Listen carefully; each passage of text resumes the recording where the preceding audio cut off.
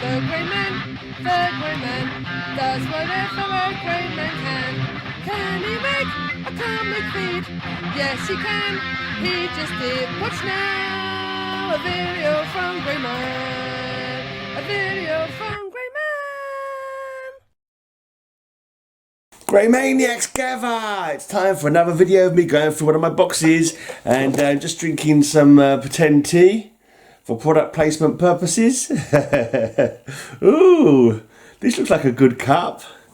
Who's that standing up model that they used for it? Glug glug glug of Phantom tea. Yeah.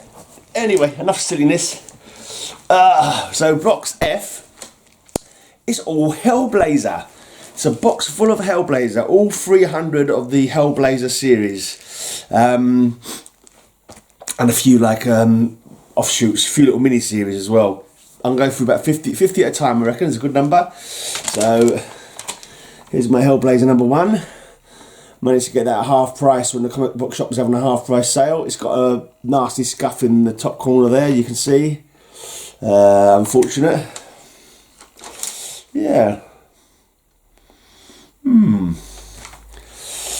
2. So I was quite happy to finish the whole run. Number 3.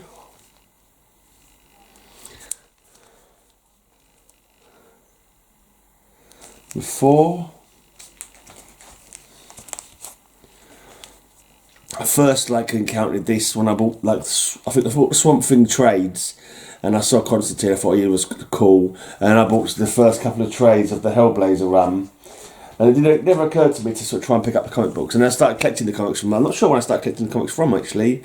Possibly from about 60 onwards, I'm not too sure. I can't remember, I don't think I'll be able to identify it either actually. And I thought I'm going to look at it and go, oh yeah, this is the first one that I bought regularly. I know I collected them for a long time, but yeah. Not collected any really of the... I think I've got a couple from the New 52 that I managed to pick up cheap.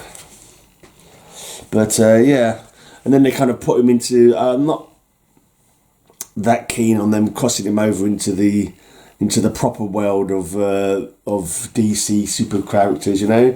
I think he's better off as a character who shows up occasionally, like your Phantom Stranger or something like that. It's like they'll have him wearing a blinking costume next, with a JC written on the chest or something. No, I'm not too sure what he's like. I think he's in the Justice League Dark.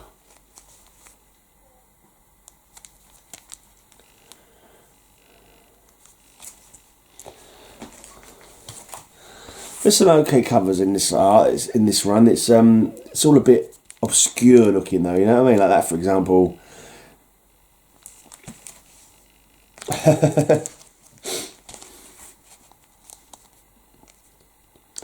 I'm not sure if I didn't know the comic book if I'd be inclined to buy them just looking at the covers, you know?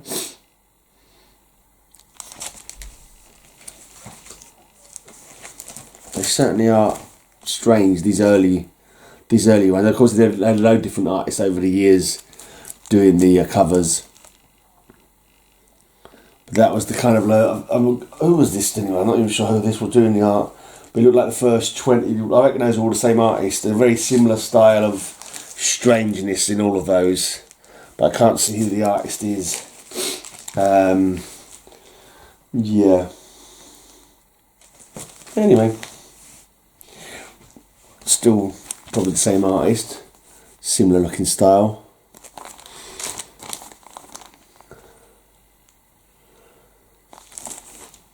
So those kind of obscure looking strange art covers give way to some, well for this one, a more, I'm not sure what word to use, less obscure, let's go less obscure looking. I'm a bit tired.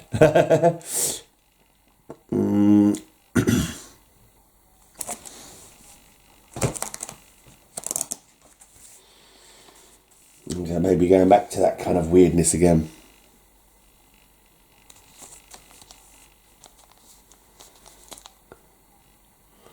Yeah, going back to the weirdness. It looks like a signature, like, but it's such a scratchy looking signature.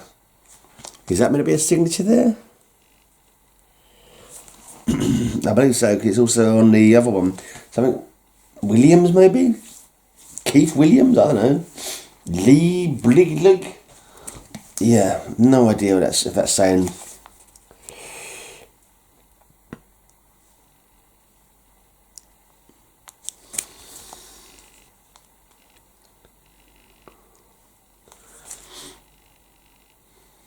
And to be honest, looking at the cover doesn't really, like, although I've read the run a couple of times, doesn't help me to remember what the stories are.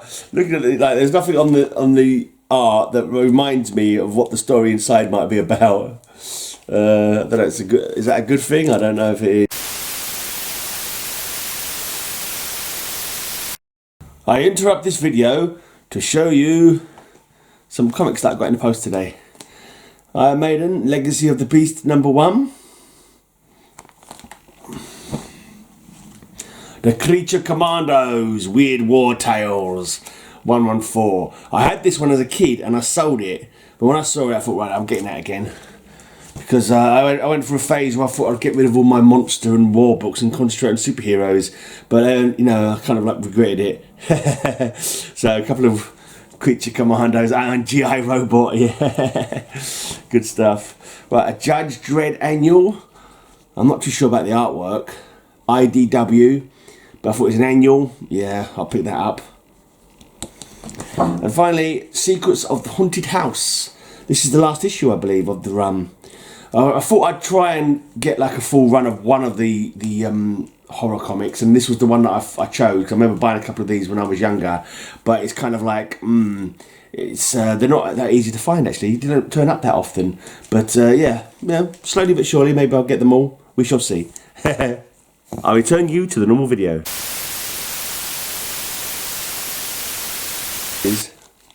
I don't know, is that a good thing? I don't know if it is. I don't think Alan Moore ever did anything in the ongoing run of Hellblazer. Although he created the character in Swamp Thing, I don't think he ever actually wrote for him. Jamie Delano did this first lot so far. I think Garth Ennis had a turn on it as well, I'm not too sure. Quite a lot of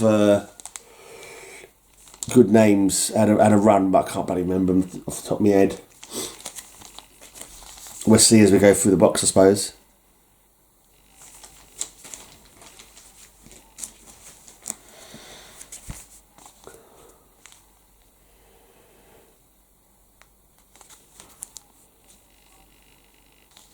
That one's got a blinking mark on it as well from a bloody well label that's come off it. You see it's marked it up. Oh well.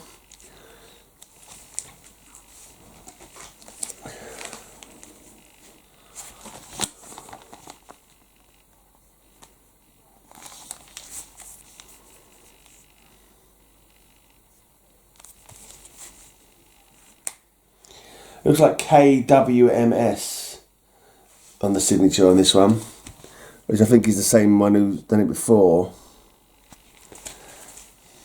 K. Williams? Is there such a person? It's an interesting one. Number 39. We have like a kind of mirror image.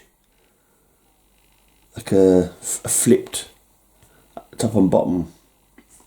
Something to do with twins, Gemini, something like that. That could be something to do with John Constantine. I think he was meant to have been twins, and I think the idea is that he, like, you know how sometimes twins in the womb one can absorb into the other one. I think that was supposed to be the idea that he absorbed his twin or something like that. Or killed his twin in the womb or something, I'm not too sure. There was some storyline based around that, I think, I remember. I should take the labels off the bag, sorry about that. The labels on the bag so you can't see the picture properly. Oh yeah, Garth Ennis is now writing it. I knew Garth Ennis had a run on it.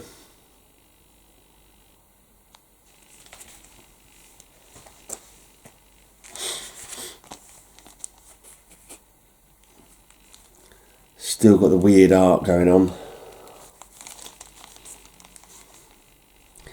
This seems to be like a recurring one. There's the face poking through there. The face poking through there as well.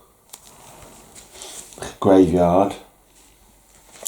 And then here, the face poking through.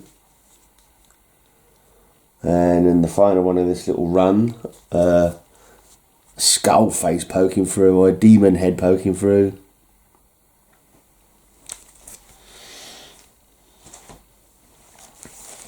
Right, getting towards the end now. It's a ghostly looking entity in this one. It's a bloke sitting in the old pub, in the old Rubber Dub pub, and there's a ghost spirit next to him.